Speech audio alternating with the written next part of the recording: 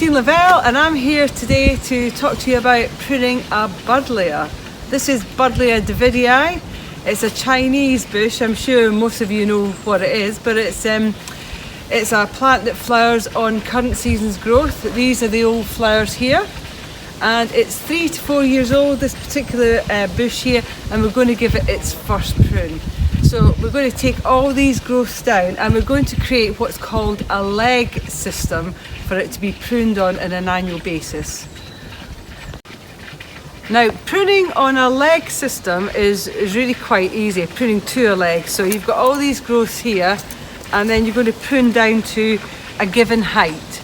So your leg can be really low, or if it's at the back of a border, you can make your leg really high, and then say for example you cut here. I'm having a bit of trouble cutting through here, so I'm now going to get the next size up. This is my secateurs, and I'm now going to get the next tool up. If it's too tough, I'm going to get a pair of loppers, which will deal with wider branches. Okay. That cut through there, no problem at all. So I'll just put these to the side. Now, that's probably even like a little bit too tall, even for a border. It's starting to lean out that way because we're in a slight bit of shade here. So I'll probably take maybe the leg down to a little bit lower.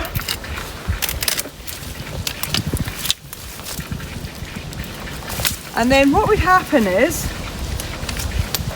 from here, from these buds here, your branches are going to grow out here. So you cut all these down, your branches would grow out from here, and then you'd give it a bit of height. But actually, in a border like this, I'm going to take it down a little bit lower, and so you don't have the leg, which I think can be quite unsightly. I'm going to take it down a little bit lower, but just to show you, you can cut them higher, and then the next year that would grow out from there, and then you would take these down to 2 to 3 buds from the top of the leg.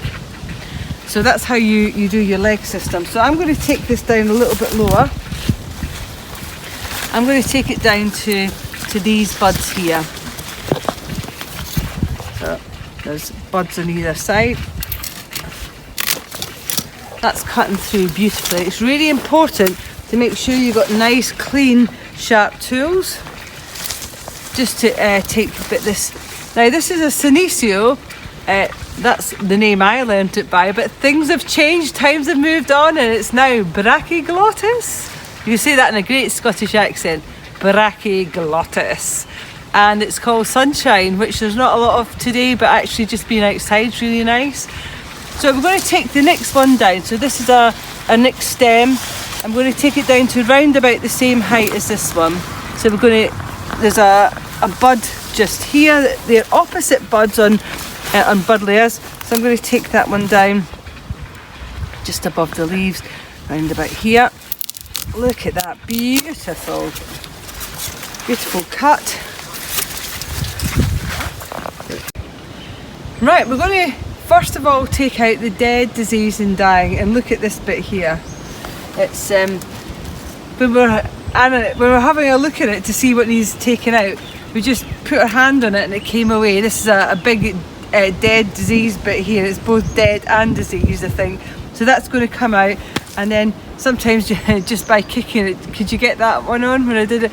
I just kicked the bottom and that came up. So these are both going to go off to the compost heap. Best to be chipped and then put on the compost heap. Okay, just put these over here. And then we're left with this amount here. Now there's a few dead bits in here. With the Buddlejas, they tend to come off really easy, so I just usually pick them or kick them off. A few bits here. Look at that.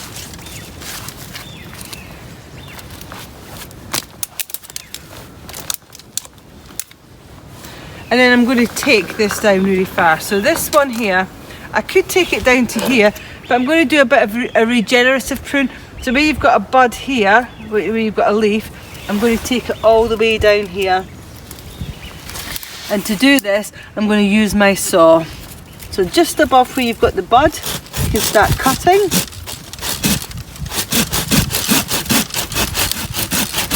Now when I've got my hand on it, I'm going to take the weight because otherwise it might rip. And there we are. So that's come off. So we've got to a stem where it hasn't got any buds, but I like to take it down lower.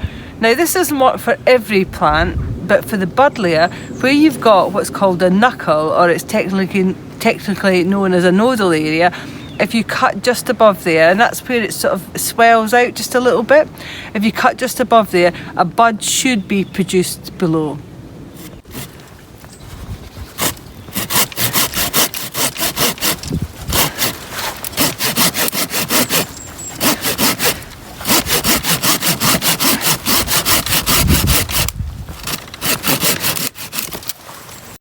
So the next one, there's a few live shoots on the end, but it's quite rotten, some of it on the way down. So I'm just going to take that one right off to try and promote some new buds from the base.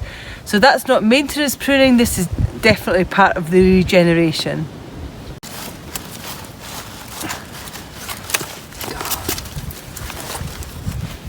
So it's quite difficult to get that one off. So I'm going to, this is what you should always do, analyse what you're doing and think, that's quite difficult because of the one behind it, so I'm going to take the one behind it off first. And again, that's in the same position. Can you see how all the bark here is starting to peel away? That's not great. So I'm going to prune this one right off at the base as well. So I want to keep this one because this is a nice live young one that has come from the base. So I'm going to take this one off here.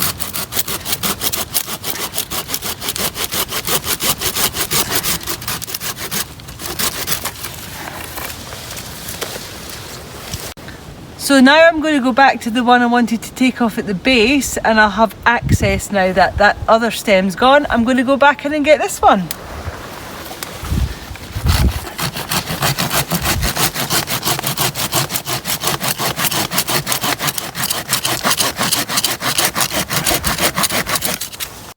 Okay, just having a look at what we've got left. We've got all this really young growth, and so I'm just going to leave all of these on, and actually I'm going to take this stump off now. Now I see that.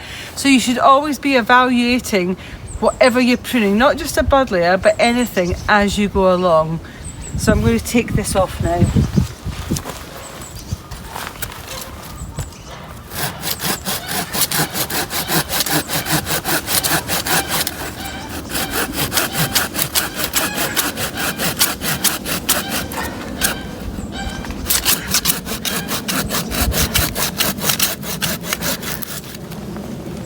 Right, I'm a bit out of breath after all that. That's been, well, it's actually good because it's the maximum it's going to be today is 4 degrees centigrade. It certainly feels like it as well. So thanks to my friend who's doing the camera work, who it's very cold, isn't it? So what we've got left are these stems here, and these are all the younger stems. These are fantastic for the flowers for next year. Actually this year now, because we're in January. Really, when should you be pruning this? Usually we wait to around about the end of February, beginning of March, but I need it for my class tomorrow. So the only thing is that sometimes it can get a bit frosty, but you know, it should be fine. So I'm going to take these down, just like we did the previous ones, a bit like formative pruning. We've got to find the leg for them. So we're going to take this down, and I'm going to prune it. Probably I'm going to take, because it's at the front of the border, I'm going to take the leg down, the pruning really quite far.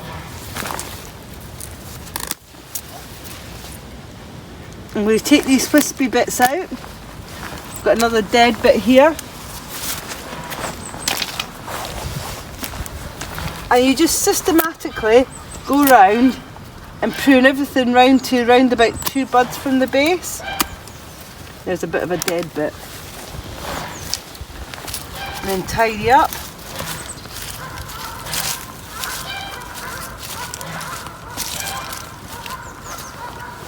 There's not a lot left, is there? And as I said in my rose pruning video, that, you know, really it does look quite severe, and as I said, I've had some clients not crying but almost crying about the severity of some of the pruning.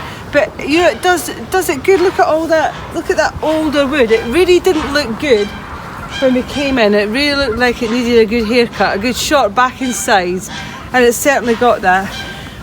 this will grow really well next year. One of the things that we need to do now is we need to give back the plants something, because we've taken a lot away, or we're going to take a lot away. So I wouldn't do it now because it's January, but in the springtime, round about March, I would give it a good general feed of fish blood and bone, which has got almost equal amounts of nitrogen, phosphorus and potassium feed in it. It's a 5-5-6 mixture, and I would apply that at 70 grams per square metre around here, and then ideally I put a mulch on. But my friends, you can see how dark the soil is here, and there really is a lot of organic matter in the soil already. So just a good general fertiliser, fork it into the soil in March time, and that'll give the nutrients back to the plant that it needs in order for some good growth in the spring. So this is Christine Lavelle signing out from our regenerative pruning. Not much of a maintenance prune in the end, was it? Not really.